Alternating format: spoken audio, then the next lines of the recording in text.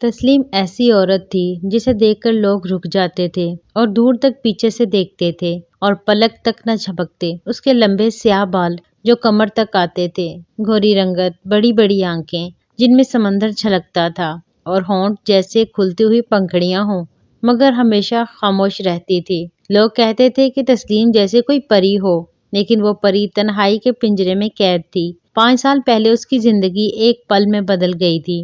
اس کا شوہر عامر، جو ایک سرکاری افسر تھا، ایک کار حادثے میں چلا گیا تھا۔ سسرال والوں نے چند دن تسلی دی اور پھر کہا کہ اب تم اپنے ماں باپ کے گھر چلی جاؤ۔ ماں باپ تو پہلے ہی اللہ کو پیارے ہو چکے تھے۔ تسلیم اکیلی رہ گئی۔ کوئی بچہ بھی نہیں تھا جو اس کی تنہائی کا ساتھی بنتا۔ وہ شہر کے ایک چھوٹے سے اپارٹمنٹ میں رہنے لگی اور نوکری ڈھونڈنے لگی۔ اکاؤنٹس میں ماسٹرز کیا ہوا تھا، اس لیے ایک بڑی ملٹی نیشنل کمپنی میں اکاؤنٹنٹ کی نوکری مل گئی۔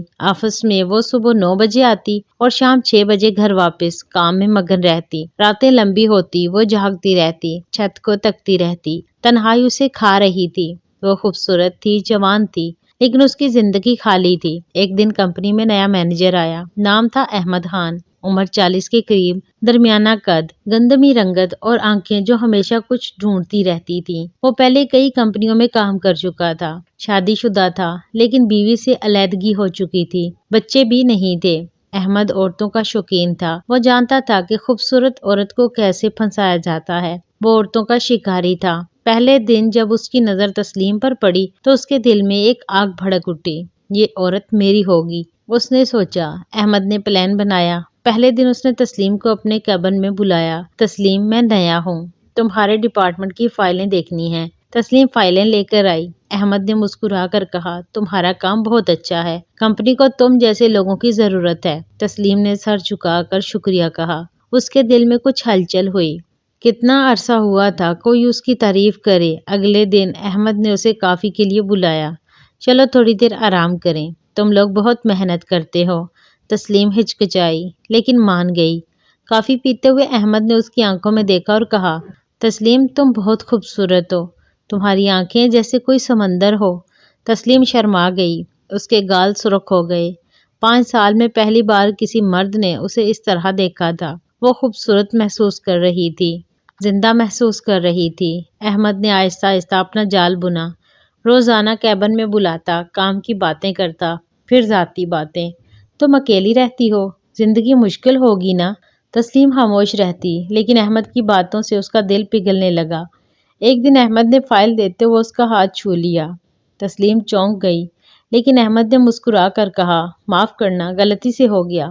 تسلیم نے کچھ نہیں کہا، لیکن اس کے جسم میں ایک سنسنی دوڑ گئی۔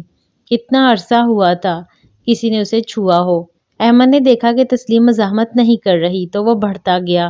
اب وہ ہاتھ پکڑتا، کندھے پر ہاتھ رکھتا۔ تسلیم، مجھے تم اچھی لگتی ہو، بہت اچھی۔ تسلیم کا دل دھڑکا۔ وہ سوچنے لگی، شاید یہ پیار ہے۔ ایک دن احمد نے اچانک کہا، تسلیم، کیا تم مجھ سے شادی کرو گی؟ میں تمہیں تنہا نہیں چھوڑوں گا۔ تسلیم حیران رہ گئی، اس کی آنکھوں میں آنسو آ گئے۔ سچ کہہ رہے ہو؟ احمد نے اسے گلے لگا لیا۔ سچ کہہ رہا ہوں میری جان۔ اس دن سے تسلیم کی زندگی بدل گئی۔ وہ آئینے کے سامنے کھڑی ہوتی، مسکراتی، بال سنوارتی، آفس میں اچھے کپڑے پہنتی۔ لوگ حیران تھے۔ تسلیم جو کبھی بات نہیں کرتی تھی، اب مسکراتی تھی۔ احمد کے ساتھ وہ خوش تھی۔ کیبن میں جاتی، احمد اس سے باتیں کرتا، گلے لگاتا۔ تسلیم کو لگتا کہ وہ دوبارہ جی اٹھی ہے، تنہائی ختم ہو گئی، کوئی اس سے پیار کرتا ہے۔ وہ احمد کے خواب دیکھنے لگی، شادی کے خواب، گھر کے خواب۔ احمد نے تسلیم کو ڈنر پر بلایا۔ کام کی باتیں کریں گے، کام کی باتیں کریں گے، ایک 5 اسٹار ہوٹل میں۔ تسلیم نے خوبصورت ساڑی پہنی۔ احمد اسے دیکھتا رہ گیا۔ تم آج پری لگ رہی ہو۔ ڈنر کے دوران احمد نے ڈرنک کا آرڈر دیا۔ تسلیم نے انکار کیا، لیکن احمد نے کہا، آج خوشی کا دن ہے، تھوڑی سی پی لو۔ تسلیم نے تھوڑی سی پی۔ احمد نے اس کا ہاتھ پکڑا، آنکھوں میں دیکھا۔ تم میری ہو تسلیم۔ گھر جاتے ہوئے کار میں احمد نے اسے بوسہ دیا، پہلے ہونٹوں پر، پھر گردن پر۔ تسلیم پیچھے ہٹنا چاہتی تھی، لیکن اس کا جسم ساتھ نہیں دے رہا تھا۔ وہ سالوں سے بھوکی تھی پیار کی۔ احمد نے کہا، ڈرو مت، ہم شادی کر رہے ہیں، یہ پیار ہے۔ تسلیم خاموش رہ گئی۔ اگلے دن تسلیم کو شرمندگی ہوئی، لیکن احمد نے فون کر کے تسلی دی، میری جان تم بہت پیاری ہو، جلد شادی کر لیں گے۔ تسلیم مان گئی۔ اب احمد اسے ہر ہفتے فلیٹ پر بلاتا، شادی کی تیاری کی باتیں کریں گے۔ فلیٹ پر احمد پہلے پیار بھری باتیں کرتا، پھر بستر پر لے جاتا۔ پہلے دن تسلیم روئی، مزاحمت کی تھی، احمد یہ ٹھیک نہیں، شادی کے بعد کریں گے یہ سب۔ احمد نے کہا پیار میں سب جائز ہے، ہم تو شوہر بیوی بننے والے ہیں۔ تسلیم کو شروع میں افسوس ہوتا، لیکن پھر وہ عادت ہو گئی۔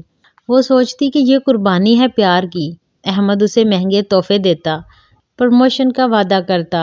تسلیم خوش تھی، وہ احمد سے محبت کرنے لگی تھی، وہ اس کے بغیر نہیں رہ سکتی تھی۔ رات کو فون پر گھنٹوں باتیں کرتی، احمد کہتا تمہاری آواز سن کر نیند آ جاتی ہے۔ تسلیم مسکراتی، لیکن احمد کی نیت صاف نہیں تھی، وہ تسلیم کا صرف جسمانی استحصال کر رہا تھا۔ وہ آفس کی دوسری لڑکیوں سے بھی فلرٹ کرتا۔ ایک لڑکی صبا اس کی گرل فرینڈ تھی، احمد صبا کے ساتھ بھی وہی کرتا جو تسلیم کے ساتھ۔ شادی کا وعدہ، تحفے، پروموشن اور فائدہ۔ تسلیم کو کچھ پتا نہیں تھا، وہ اندھی ہو چکی تھی محبت میں۔ ایک دن آفس میں سارا، جو تسلیم کی قریبی ساتھی تھی، اسے الگ لے گئی۔ تسلیم احمد سے دور رہو، وہ اچھا آدمی نہیں، اس کی شادی ہو چکی ہے اور ایک گرل فرینڈ بھی ہے۔ تسلیم ہنس دی، سارا تم غلط سمجھ رہی ہو، احمد مجھ سے سچا پیار کرتا ہے، ہم شادی کر رہے ہیں۔ سارا نے سر ہلا کر کہا تیری مرضی، لیکن حیا رکھنا۔ لیکن سارا کی بات تسلیم کے دل میں بیٹھ گئی، وہ احمد کی حرکات پر غور کرنے لگی۔ احمد کبھی شادی کی تاریخ نہیں بتاتا تھا، بس کہتا جلد کر لیں گے۔ ایک دن تسلیم احمد کے فلیٹ پر گئی تو احمد کا فون بجا۔ تسلیم نے اٹھایا تو دوسری طرف سے ایک لڑکی کی آواز آئی، احمد تم کہاں ہو، میں انتظار کر رہی ہوں۔ تسلیم کا دل دھڑکا، احمد نے فون چھین کر کہا وہ غلط نمبر تھا۔ تسلیم کو شک ہو گیا۔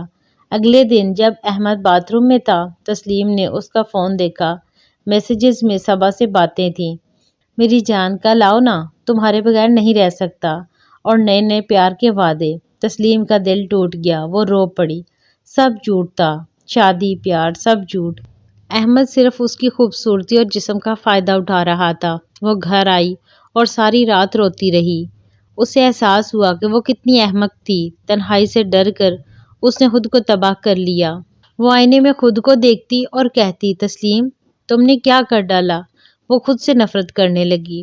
اگلے دن تسلیم نے فیصلہ کیا، وہ مزید برداشت نہیں کر سکتی۔ وہ HR ڈپارٹمنٹ گئی اور پوری بات بتائی، احمد کے میسیجز کے اسکرین شاٹس، فون کالز کی تفصیلات، سب کچھ۔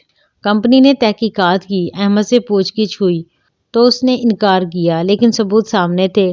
کمپنی نے احمد کو نوکری سے نکال دیا اور تسلیم کو تحفظ دیا۔ احمد نے تسلیم کو دھمکیاں دیں، فون پر کہا تم نے میری زندگی برباد کر دی، لیکن تسلیم ڈٹی رہی، تم نے میری زندگی برباد کی تھی احمد، اب تم سزا بھگتو۔ اس دن کے بعد تسلیم دوبارہ بدل گئی، وہ پہلے سے زیادہ مضبوط تھی۔ وہ سمجھ گئی تھی کہ پیار زبردستی نہیں ہوتا، استحصال نہیں ہوتا، پیار عزت دیتا ہے، تحفظ دیتا ہے۔ تسلیم نے نوکری جاری رکھی اسی کمپنی میں۔ اب وہ اکیلی تھی، لیکن تنہا نہیں، وہ خود سے محبت کرنے لگی۔ کبھی کبھی وہ پارک میں بیٹھتی، کتاب پڑھتی، دوستوں سے ملتی۔ اس کی آنکھوں میں اب اداسی نہیں تھی، امید تھی۔ وہ سوچتی کہ شاید ایک دن کوئی سچا آدمی ملے گا جو اسے سمجھے گا، عزت دے گا، لیکن اب وہ جلدی میں نہیں تھی۔ وہ اپنے آپ میں مکمل تھی، اس کی خوبصورتی اب بھی وہی تھی، لیکن اب اس میں ایک نئی چمک تھی، آزادی کی چمک۔ وہ مسکراتی تھی اور اس کی مسکراہٹ میں اس کی طاقت جھلکتی تھی۔ تسلیم اب ایک نئی عورت تھی، تنہائی سے نکل کر زندگی کی طرف قدم بڑھاتی ہوئی۔